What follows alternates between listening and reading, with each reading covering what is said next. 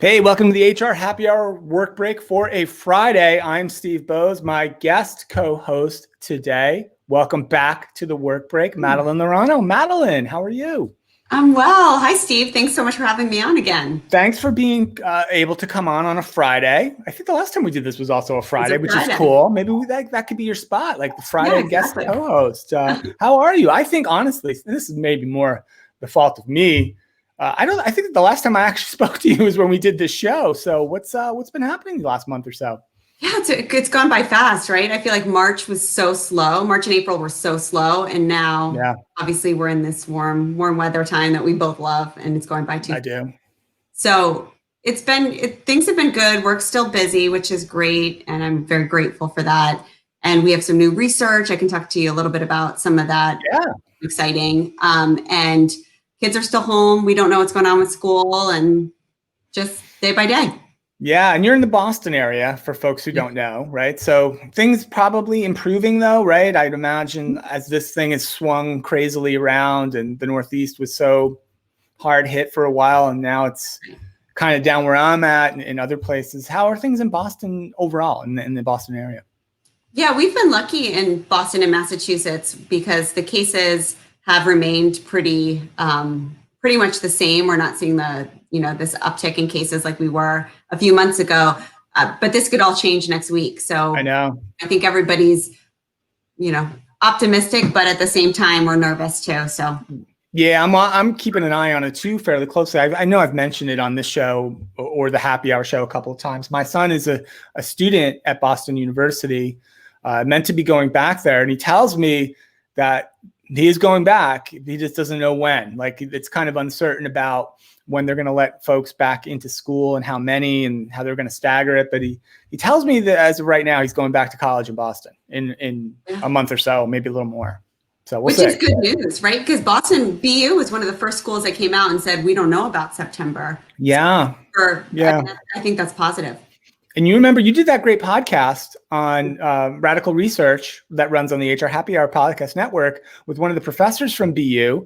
God, that seems like forever ago, doesn't it? That was right at the beginning of this whole thing, kind of, right? Right at the beginning. And thinking back to that podcast, we were actually in Vegas when I recorded that. And we were talking about no masks. Like the message at that time was you didn't need masks. They really didn't do anything.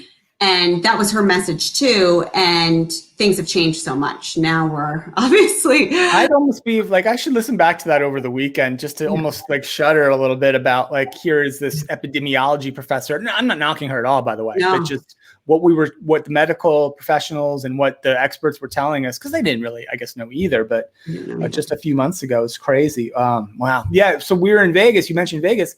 That must have been the last real trip we all sort of had for business, which was the Ultimate Software Conference, right?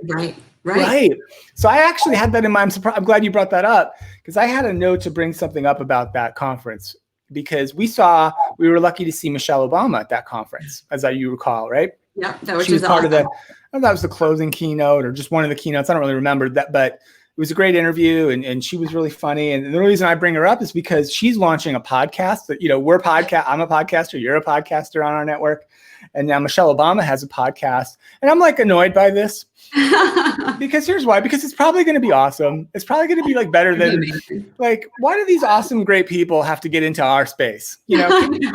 Don't make it harder for me to attract a podcast audience, please, Michelle Obama. I think, I think she'd be better at everything. And no matter what I decided to do, if Michelle Obama decided to do it, she'd be better at it than me. She's just amazing. So Steve, you're like one of the first podcasters, certainly in our space. You're like first. Any advice? Like, what is your Michelle Obama podcast advice? What would you tell? Oh, I don't know. Catchphrases, maybe. A jingle or something. I don't know if I could even give her advice. I'm not sure we're even doing it right after all this time. But my advice is to stick to other things. Leave the podcasting space to us. It's hard enough to. No, but I mean, everyone's got a podcast now. Right? Everyone has one, which is fine. But every week there's a new one. But so you mentioned your research. Maybe we talked about it a little bit the last time we did the work break, but maybe you can give us a little bit of an update about either that research or maybe some new stuff you've been working on. Yeah, absolutely. So I think last time we talked about an automation report that I did with Olio. There's actually a podcast on radical research coming out on that. So stay tuned for that. Awesome. And we just published this major report with Paradox on conversational AI, which is really exciting for me because the research that we got and the data that we collected was so interesting in how companies are using conversational AI, how this market's matured. I mean, it's gone from 7% interested in investing last year to 38% this year, which is insane. So that was fun. And then there's a report coming out with Alexander Mann on talent acquisition and the function and transformation, how companies are thinking about recruiting pre-COVID, COVID, and the future. But the research actually just would love to chat a little bit about that. We just got back today is on returning to work. Oh, right. Paid employers to ask them, you know, are they prepared for this? What are their concerns? You know, what do they think is going to happen? And then we surveyed employees, so 500 employees, and asked them, you know, what their fears are, you know, and we looked at childcare, and that's really unique. Childcare, yeah, of course. Yeah. And that's tied up with all the school reopening conversation as well, right? They're so tied up. I read this thing, it was out of Iowa of all places, but the article caught my attention the other day, and it was this connection between, well, the big university, I guess it was Iowa State University, and they want to bring their employees back to work, but they're not sure that the public schools in whatever city Iowa State University is in, I don't know, but if the public schools don't reopen, how are they going to try to help their employees who have kids, school-age kids, and managing that transition? These things are all tied up together, right? Yeah. I mean, you can't talk about return to work without return to school. And companies aren't, what we found is that 1 in 3 employees aren't comfortable talking to their boss about their childcare concerns right now, which is shocking. And then only 11% of companies are talking about this. They're including these questions in their surveys. That's really low, though. 11%. Really low. Really low. Yeah. Well, that's good stuff. And people can find that on your website, or how do they sort of get, okay. They can go to aptituderesearch.com and it's all there, and they can certainly email me and I'll share whatever I've got. Awesome. Cool. It's great that you've been so busy doing great stuff. You got brought up out of nowhere on a demo I was doing the other day with one of the HR tech vendors. So that was pretty cool. But yeah, so I have something sort of non-work I want to mention, just because I did my weekly grocery run, and I stumbled upon a beverage I've not had since a long time, which is Yoo-Hoo. Do you remember Yoo-Hoo? I don't know if this is still a thing. Oh yeah. This was one of my favorite beverages as a youth, a young fellow back in the day. Yeah. And they direct you on the Yoo-Hoo can to shake it, right? So you take your Yoo-Hoo. I'm shaking the Yoo-Hoo. But the other thing was interesting when I always look for the shake it. It used to say shake it, it's great. Now it just says shake it. That's fine. The other interesting note though on the Yoo-Hoo can, Madeline, is Yoo-Hoo apparently is a good source of vitamins. I know this is probably not readable on the screen. Yeah, and I'm thinking to myself, if this is the source you're going to for your vitamins, you're not terribly concerned about vitamins, really. Like, I'm not sure. Is that luring anybody? I don't know. So this is my first Yoo-Hoo in forever. I'm gonna give it a sip here. Let's see if it's still good.